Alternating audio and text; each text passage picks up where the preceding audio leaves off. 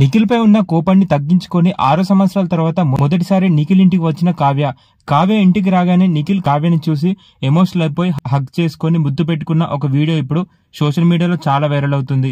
Nikhil Kavya breakup తర్వాత చాలా రోజులకి వీళ్ళిద్దరూ ఇప్పుడు కలిసిపోయారు.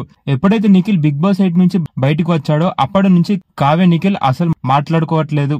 అలాగే సోషల్ మీడియాలో ఇన్స్టాగ్రామ్ లో ఒకరిపై ఒకరు గొడవ పడుతున్న కొన్ని వీడియోస్ కూడా చాలా వైరల్ అయిపోయాయి. అలాగే నిఖిల్ పై ఉన్న కోపంతో కావ్య సుధీర్ తో క్లోజ్ గా డాన్స్ చేస్తూ ముద్దు పెట్టుకున్న ఒక వీడియో కూడా బయటికి వచ్చింది. అలాగే కావ్య కొన్ని షోస్ లో నిఖిల్ ని తప్ప ఎవరినైనా పెళ్లి చేసుకుంటా అంటూ చెప్పుకొచ్చింది.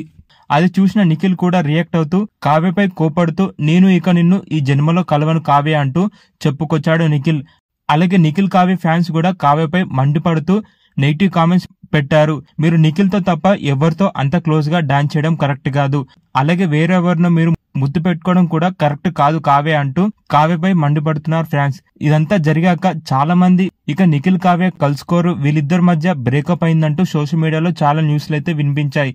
కానీ ఇప్పుడు కావ్య తన తప్పు తెలుసుకొని నిఖిల్ ఇంటికి వెళ్ళింది. కావ్య 6 సంవత్సరాల తర్వాత తను ప్రేమించిన అమ్మాయి తన ఇంటి ముందుకు వచ్చాక ఎమోషనల్ అయిపోయి కావ్యని ముద్దు పెట్టుకొని ఇంట్లోకి రానిచ్చాడు నిఖిల్. చాలా రోజుల తర్వాత నిఖిల్ కావ్యని చూసిన ఫ్యాన్స్ అంతా ఇక ఇన్ని రోజులకి మీరిద్దరు కలిసిపోయారు, మళ్ళీ విడిపోకుండా మీరిద్దరు త్వరలో పెళ్లి చేసుకోండి నిఖిల్ కావ్య గారు అంటూ ఆ వీడియోపై ఫ్యాన్స్ అంతా కామెంట్స్ పెడుతున్నారు.